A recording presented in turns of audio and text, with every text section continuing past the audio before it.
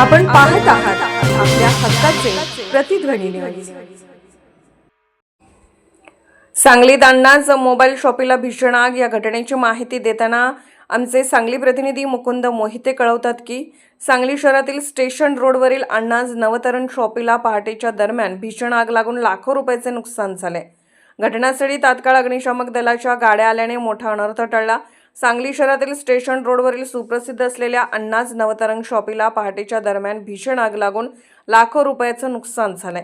आग विझवण्यासाठी अग्निशामक दलाच्या तात्काळ घटनास्थळी दाखल झाल्याने मोठा अनर्थ टळला।